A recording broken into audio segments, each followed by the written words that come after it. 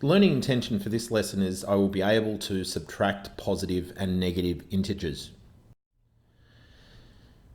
So looking at this example here, what is the difference in height between the bottom of the water and the top of the mountain?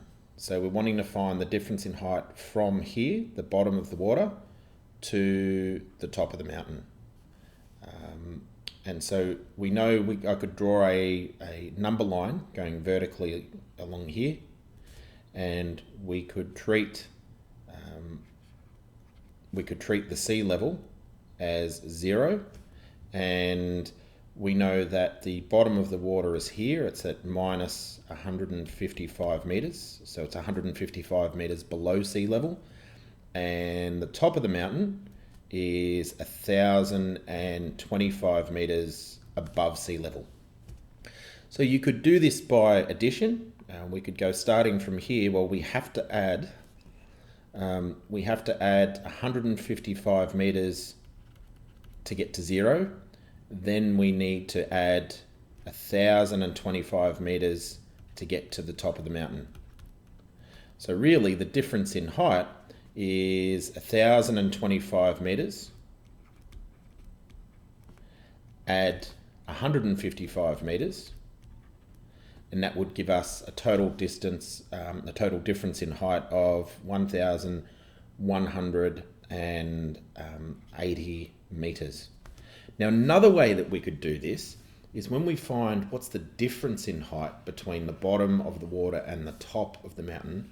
When we're wanting to find the difference, so we've got the top of the mountain is 1,025 meters, and we're subtracting the negative 155 meters. So we're finding the difference between the two.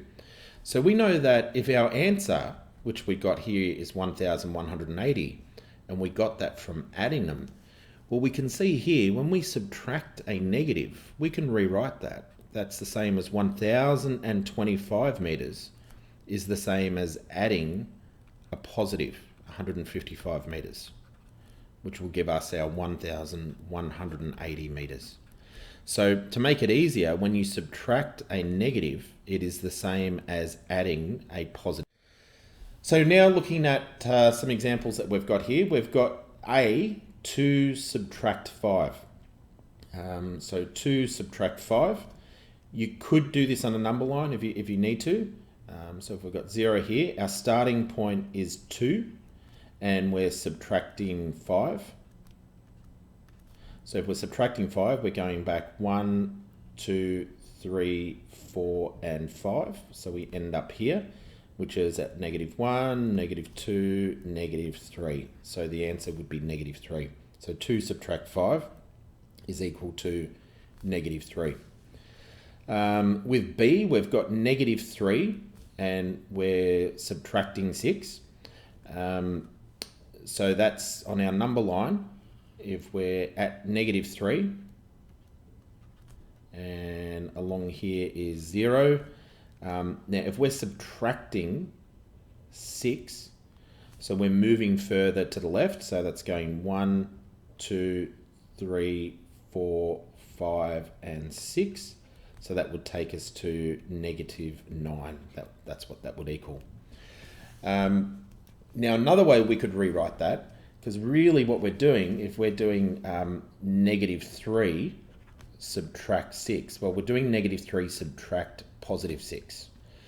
Now, with our little trick before with the mountain problem, I could rewrite that. We could do that as negative 3. If I changed that to its opposite and go plus, and change that to its opposite, which is negative, that's the same as writing negative 3 plus negative 6. Remember before with the previous lesson, that's 3 of the red tiles, add 6 of the other red tiles, so that would give us negative 9. That's another way you could do that if it helps. Now looking at C, which is similar to what we had with our mountain problem, and I'm going to write it up here. So 5 subtract negative 3. So when we subtract a negative, we can rewrite that as 5 plus positive 3, like we did with the mountain problem. If I do the opposite for this and then do the opposite for this, I'm writing an equivalent expression, so that would give me 8. And finally, with D, we've got -5 subtract -4.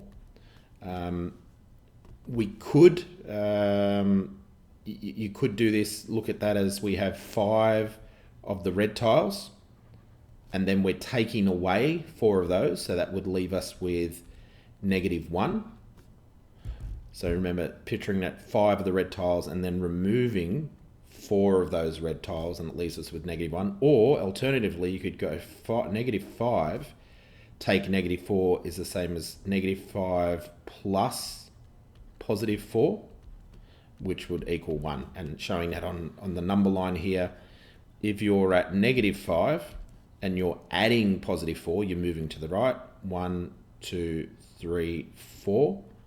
So that's -4, -3, -2, -1. So it gets us our answer of -1. I should put that there.